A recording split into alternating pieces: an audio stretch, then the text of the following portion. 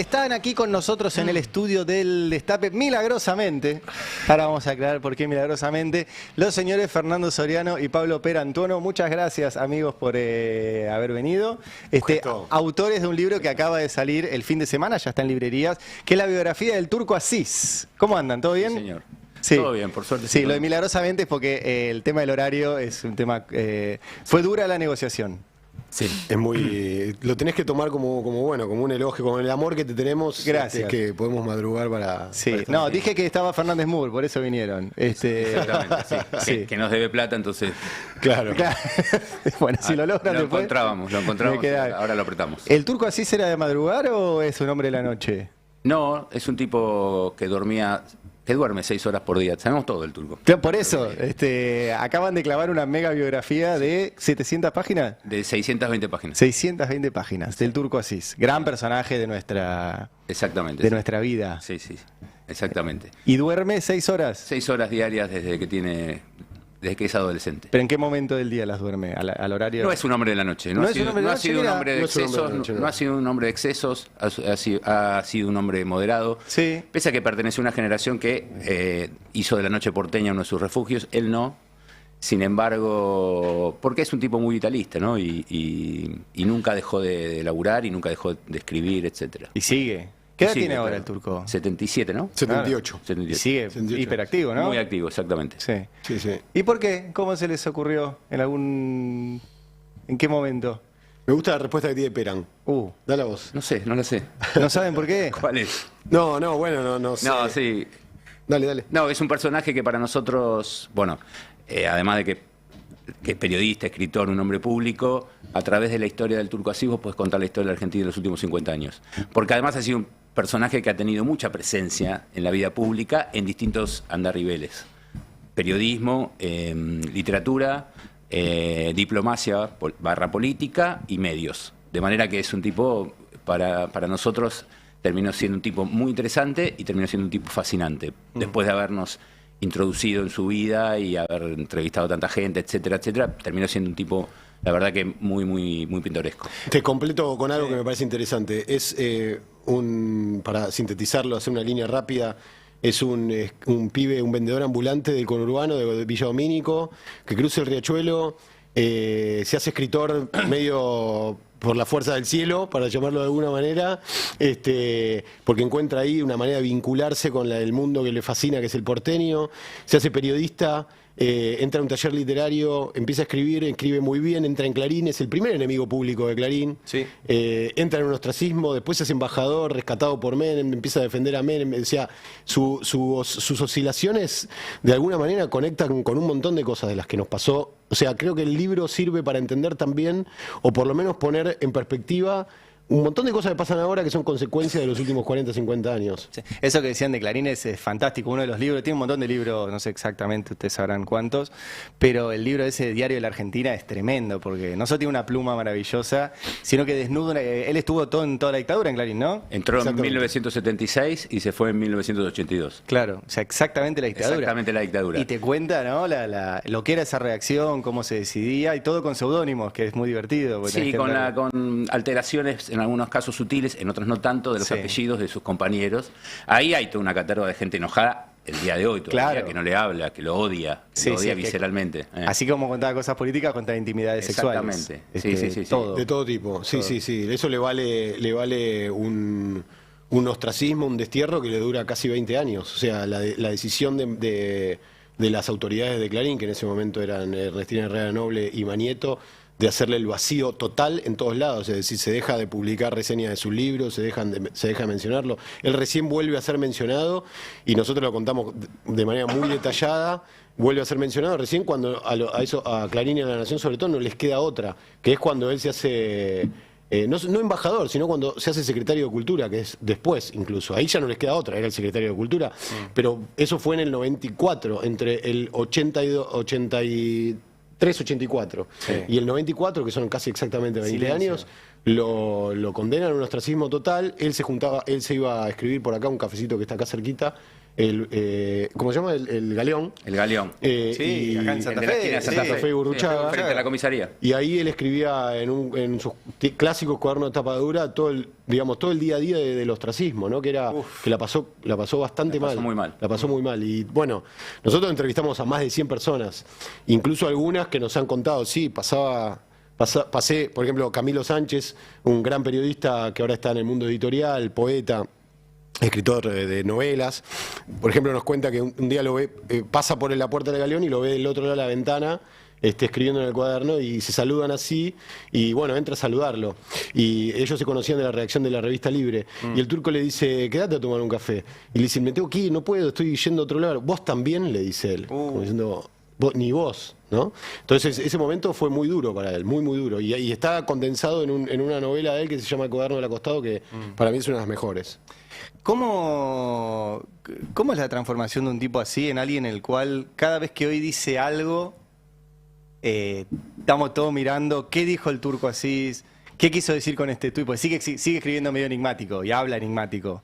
Sí. ¿Cómo se transforma en una figura donde cada palabra de él es una palabra de peso por lo menos en la rosca política, en lo que nosotros estamos mirando? Sí, bueno, creo que ahora él empieza a hacer una especie de síntesis de su vida, que quiere decir, es un tipo que sabe mirar el poder. Nosotros decimos que es como una especie de arqueólogo del poder y del peronismo, sobre todo. Es un peronólogo total. Tiene fascinación por el peronismo, aunque nunca se reconoció como peronista. Él estuvo afiliado al PC. Entre el 70 y el 73. Y él corta con el PC el día que vuelve Perón a Ezeiza. De hecho, lo va a buscar a Perón a Ezeiza. Mirá. Y de ahí sale una de sus grandes novelas, otra de sus grandes novelas, que es Los Reventados. De manera que siempre tuvo una relación como de un vínculo afectivo con el peronismo, pero nunca abrazó al peronismo. Y la única vez que lo abrazó fue con el menemismo, que cualquier peronista clásico te va a decir que eso no fue peronismo. Claro. De manera que Se afilió al PJ y le perdieron el carnet de afiliación, así que mirá, imagínate el nivel de vínculo que ha tenido con el peronismo. Y ese lugar de él, de haber sido testigo y en algunos puntos protagonista de la historia argentina, lo hace ser hoy un tipo que empieza a mirar las cosas con alguna sabiduría. Pero también, como le entra todavía su ADN de vendedor callejero, y bueno, le gusta hablar. Y así también las imprecisiones que comete, que son parte, que me parece, del folclore y del personaje. ¿Qué quiere decir? Ya llega un momento en donde se le empieza a perdonar algunas cosas y él mismo hace como una especie de todopacismo a lo Grondona y dice, bueno, mañana vamos. Pero sus yerros han sido también legendarios, así como sus aciertos, las dos cosas, porque es un tipo que está todo el tiempo mirando, y Twitter ha sido una herramienta para él también importante, porque él ahí es como una especie también de espacio donde pronostica. Entonces se convierte en un personaje, en un inevitable, porque además todo el círculo rojo, el establishment, lo respeta mucho, porque ha sido como, también por su pasado, porque fue un bestseller, porque la mayoría de esa gente que tiene más de 60 años lo conoce y lo respeta, leyeron sus libros, le parece un personaje. Él es invitado ya desde hace 15, 20 años a cócteles, a presentaciones, etcétera, a todo ese mundo, el jet set del establishment, que a él le gusta y que te diría que le fascina y que empezó a ir a recorrer cuando se hizo diplomático. Y él no es una celebrité, pero sí es un tipo que anima. Claro. Porque tiene algo descontracturado, porque tiene mundo y porque es gracioso y todavía tiene el ADN de Dominico que lo hace barrial. Estamos hablando con Pablo Perantuono y Fernando Soriano, autores de Turco, Vida, Obra y Secretos de Jorge Cayetano Asís. Estamos viendo la tapa para los que estén ahí viéndonos producir, la tapa y la contratapa. Es como la maqueta, que parece un poco desprolijo porque es como la maqueta. Pero bueno, todavía no tenemos el libro. De paso, es increíble, o sea, hicieron el libro. Planeta, todo, la verdad que es un montón de tiempo, de laburo, qué sé yo, y le llega antes a las librerías, pero bueno, obviamente lo pueden ir a conseguir ahí. Sí. Chicos, y en estas oscilaciones que tuvo el Turco, más allá de pasar de comunista a peronista y perder en el medio del carnet de afiliación, pero digo, él se mantiene coherente con sus ideas en base a lo que ustedes estuvieron leyendo de sus inicios y lo que escribe ahora. ¿Hay una coherencia en ese sentido? ¿También hay como un reacomodamiento acorde a los tiempos? Mirá, yo creo que él es coherente a sí mismo. Él es un militante de él. Su ideología es su literatura y, o sea, por encima de todo, no lo digo necesariamente como algo negativo, que suena un poco así, pero él él primero, o sea, está primero él, está primero su literatura, por eso, digamos, todo el mundo siente que el diario de Clarín el diario de la Argentina, el libro sobre Clarín es una traición y él no lo ve como una traición. Él ve que él se hubiera traicionado a sí mismo si no hubiera contado todo lo que tenía para contar. Claro, y así continuamente, más en lo político, yo creo que él es un tipo con con sensibilidad social, pero también con un nivel de cinismo que le permite hacer lo que hace y tener esas oscilaciones. Si no, me parece que no hubiera podido concretar o alcanzar, digamos, el nivel de relevancia que ha tenido. Ustedes que hacen también este oficio y lo hacen muy bien, saben que a veces, a pesar de que Kapuscinski decía que los cínicos no sirven para este oficio, y yo estoy bastante de acuerdo, pero creo que también hay una cosa de... Porque no conoció la Argentina. Sí, además.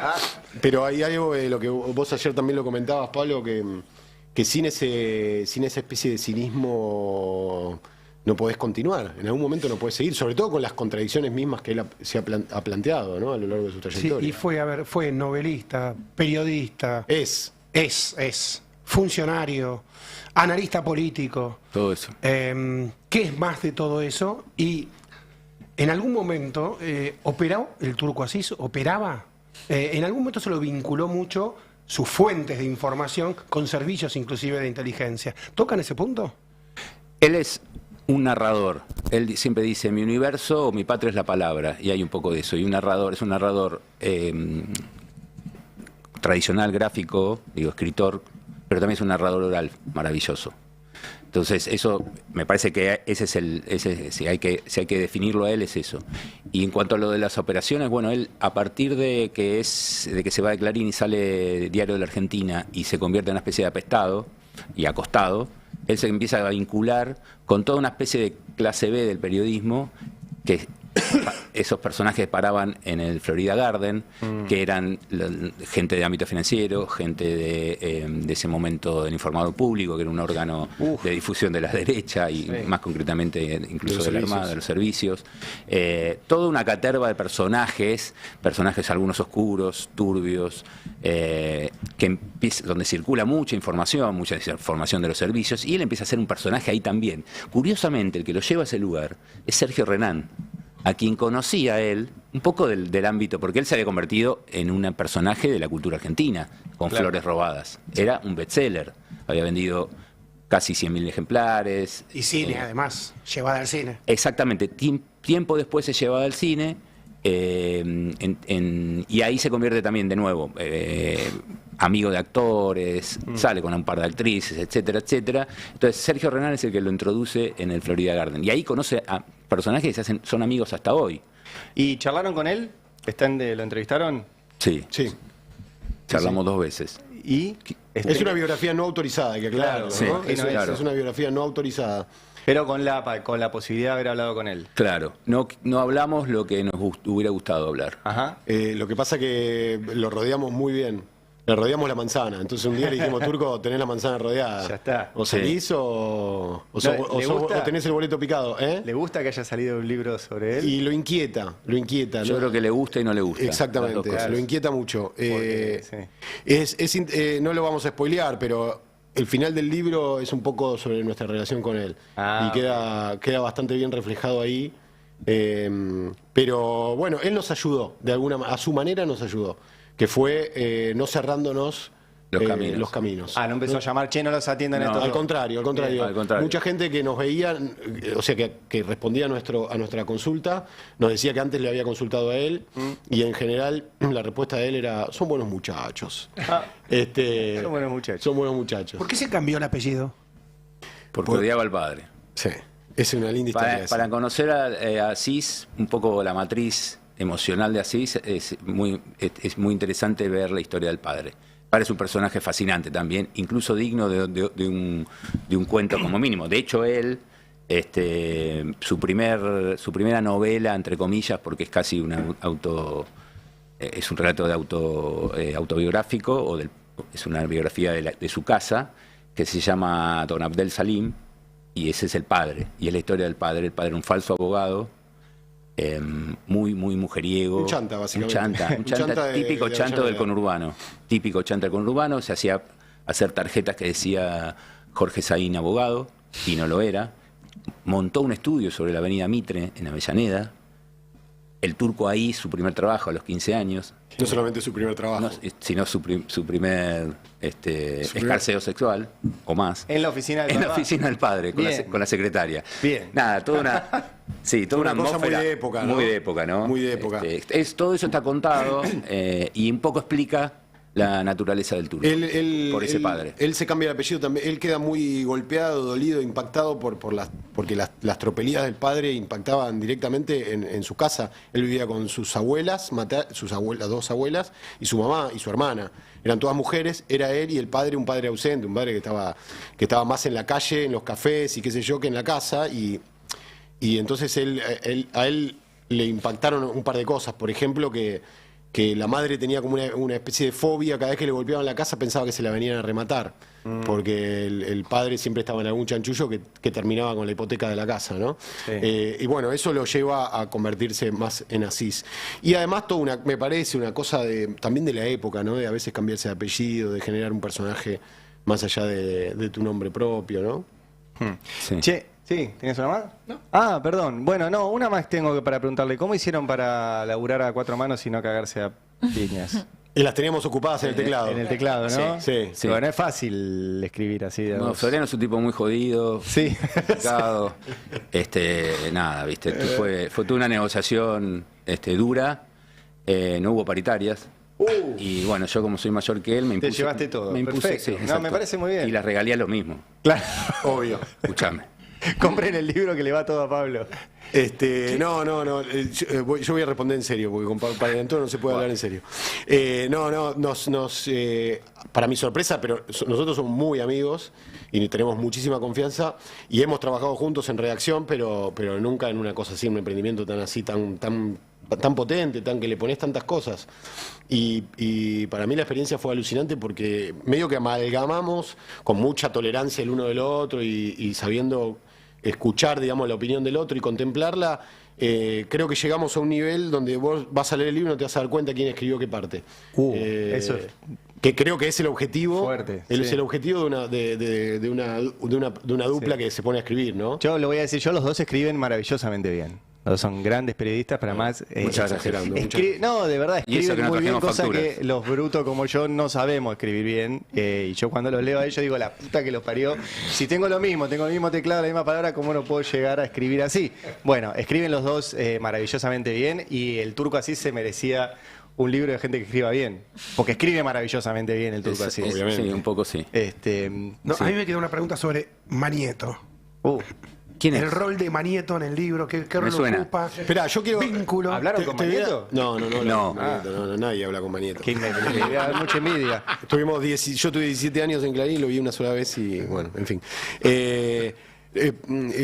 Manieto, no sé, esperan, yo quería, porque quería responder algo de, sí, el Turco ha operado, porque me parece que quedó un poco inconclusa tu pregunta anterior y me parece que está bueno responderla en este ámbito. El Turco operó, creo que no existe, la otra vez lo decía Guillermo Moreno, no existe la no operación y me parece que estoy un poco de acuerdo en a grandes rasgos en ese concepto cuando alguien escribe de política. Pero sí, concretamente, y nosotros contamos algunas operaciones. Por ejemplo, Chicone es una operación que arranca con él. No quiero decir que él haya operado Chicone de una manera determinada y deliberada y consciente de lo que estaba haciendo, pero él operó sobre Chicone y nosotros lo contamos con mucho detalle eso, incluso con los protagonistas, admitiéndolo, algunos de los protagonistas. Él también opera en Nisman, pero quiero que quede claro que no necesariamente operar tiene una connotación conspirativa, Sí. no necesariamente. A veces uno opera involuntariamente, lo operan a uno, el periodista está a veces en esa línea.